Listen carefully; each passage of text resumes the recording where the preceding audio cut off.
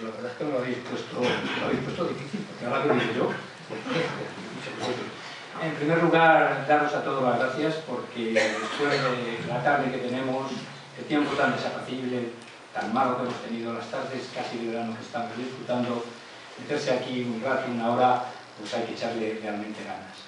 En segundo lugar, darle las gracias a Santiago, a Raúl, a Jesús, porque desde luego, desde mi punto de vista, no me imagino un acompañamiento mejor para presentar cualquier novela. Y siempre que yo pueda, intentaré contar con ellos. Siempre que ellos quieran, claro está. Y por supuesto también darle las gracias a la biblioteca de la Casa de las Conchas, porque todo han sido facilidades. Yo tenía un especial interés en celebrarla aquí porque se presta, debido a la trama y debido a la historia que se cuenta, es el mejor marco para contar y presentar una novela como esta. Decir que La Cuarta Loba es una novela histórica, pues ya a estas alturas, ¿verdad?, es decir poca cosa. Como escribía hoy Santiago en su artículo de opinión de la Gaceta, es una novela con historia y una historia con novela. Es una novela donde se narra un acontecimiento histórico, la revuelta de las comunidades de Castilla, pero cuyos principales protagonistas son seres insignificantes, porque hasta los seres más insignificantes pueden cambiar el curso de la historia. Y es que los cambios más importantes de un pueblo no llegan en muchas ocasiones de mano de quienes reinan o gobiernan, sino que proceden de la unión de sentimientos, ideas, pensamientos de una masa que hoy llamaríamos ciudadanía. Claro. Sin embargo, en el siglo XVI el concepto de ciudadano aún quedaba muy lejano, y las gentes eran precisamente una masa manipulada por reyes, nobles y clérigos. No digo yo que hoy en la actualidad no pase tres cuartos de lo mismo, ¿verdad? Pero bueno, ahí no vamos a entrar. Entre esa masa pasan desapercibidas las historias de individuos que, sin apenas darse cuenta, forman parte de una historia que siglos después va a ser estudiada minuciosamente. La historia de Castilla y León en general, y la de Salamanca en particular, pues esconde historias épicas, arriesgadas, tristes, esperanzadoras, y es que la historia es muy caprichosa. Y no solo de reyes, nobles, clero, se construye la identidad de un pueblo. Y así ocurre con algunos de los personajes que pasean por esta novela, La Cuarta Loba, que desde su posición de servidores y plebeyos llegarán a formar parte primordial de una revolución histórica, la de los comuneros. En una época en la que los más pobres sufrían con las tres lobas y guerra, hambre y peste, se decía que las tres lobas andaban sueltas cuando concurrían estos tres acontecimientos, un sentimiento, una idea descabellada empezaba a surgir en el pueblo. Alimentada por voces aparentemente espontáneas, una revolución se va fraguando en las calles de Salamanca y de otras ciudades castellanas. Testigo de excepción ante el surgimiento de esta cuarta loba, que era la revolución, será nuestro protagonista, Diego Bocanegra, que se habrá envuelto en una trama mucho más oscura, arriesgada y excitante de lo que él jamás había imaginado vivir.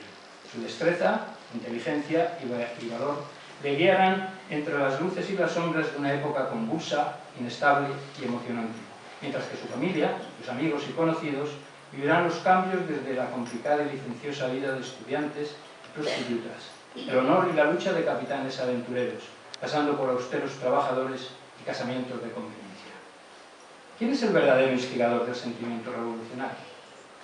¿Qué intereses ocultos se mueven en la telaraña de una revolución?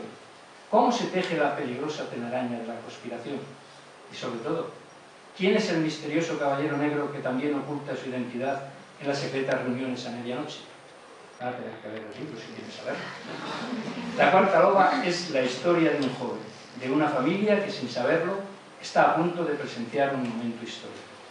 La Cuarta Loba puede ser abatida o triunfar. Sus líderes, los comuneros, pueden alzarse victoriosos o morir decapitados. Nuestros protagonistas podrán morir o vivir, pues toda revolución o batalla conlleva riesgos y pérdidas. Pero pase lo que pase, ellos ya habrán hecho historia. La historia de una revolución, la historia de un pueblo que se alzó contra sus gobernantes, la historia de la Cuarta Loba.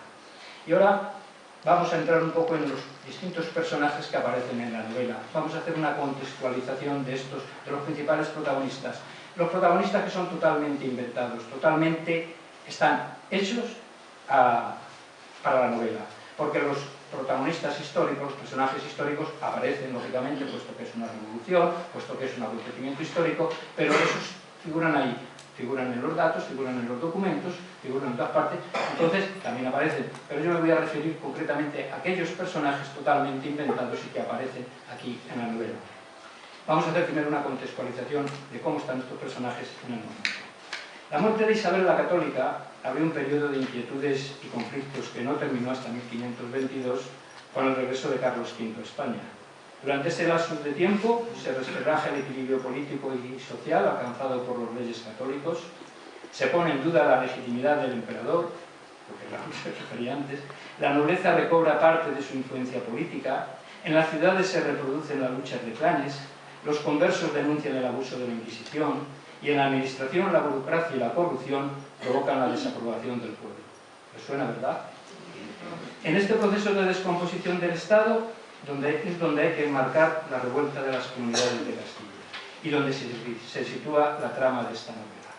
El protagonista, Diego Bocanegra, había nacido en el año 1500, le he situado para que tenga la misma edad del emperador, tiene también la misma edad que él, en una aldea del Alfoz salmantino, Negrillos, al sur del río Tormes, cerca de la aldea de Villalba de los Llanos, perteneciente al concejo de la ciudad de Salamanca y señorío de los Enríquez, en el seno de una familia de agricultores libres y dueños de sus tierras. Pero corrían malos tiempos para el campo y para los agricultores. Derechos señoriales, diezmos del que los señores y el fisco recibían una tercera parte, impuestos reales, los servicios se realizaban generalmente por el sistema de repartimiento, dividiendo la cantidad total del impuesto que luego se repartía por provincias, ciudades y aldeas, y el arriendo, renta territorial del suelo que trabajaban. Estos van a ser los principales impuestos que gravan a los campesinos que en la segunda mitad del siglo XV veían cómo les desaparecía por estos conceptos más de la mitad de la cosecha, teniendo que dejar lo que les quedaba para semillas y si les quedaba algo, y en la mayoría de los casos no ocurría tal cosa, para alimentar a sus familias.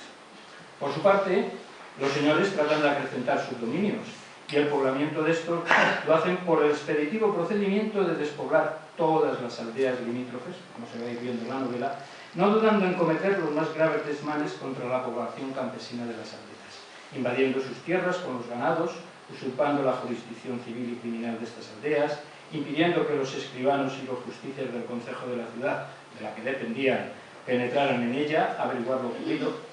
Sus esbirros procuraban por todos los medios hacer la vida imposible a los pequeños o medianos propietarios que terminaban dejando sus tierras al señor y emigrando a la ciudad si no querían pasar a ser vasallos de este. El concejo de la ciudad no hacía nada para restaurar las tierras a sus propietarios, puesto que los señores formaban parte del regimiento de la ciudad. El control del concejo de la ciudad suponía el control de las tierras y de sus gentes, siendo causa de terribles enfrentamientos entre sus nobles y caballeros que tenían a las ciudades divididas en bandos y que darán como resultado terribles luchas en toda Castilla. El ejemplo más significativo es el de don Enrique Enríquez y su aldea de Villalba de los Llanos, que tendrá como colofón la venganza de su viuda doña María, conocida como la Brava, contra los asesinos de sus hijos, y que en la novela pues, me he permitido contarlo y detallarlo. El señor Bocanegra, padre de Diego, será otro de los principales personajes de esta novela. Se verá obligado a marchar a la ciudad por las razones que hemos contado antes y se tendrá que instalar allí, en ella. Y después de algunos trabajos temporales, entre ellos el de cargar escombros de las casas que se derruyeron para construir la catedral nueva, la que en estos momentos estamos celebrando el 5º centenario, se convertirá en la mano derecha de uno de los fundidores más importantes de la ciudad y participará, junto a su amo, en las asambleas vecinales en las que surge el germen de la revolución. De su mano asistiremos a los debates que tienen lugar en esas asambleas y donde tienen un papel fundamental los monjes predicadores de la ciudad, agustinos, franciscanos, dominicos, que elaborarán a partir del regimiento salmantino los puntos fundamentales del levantamiento comunero y que será conocido como Manifiesto de Salamanca. Gonzalo Rodríguez de Villafuerte y Ontiveros y su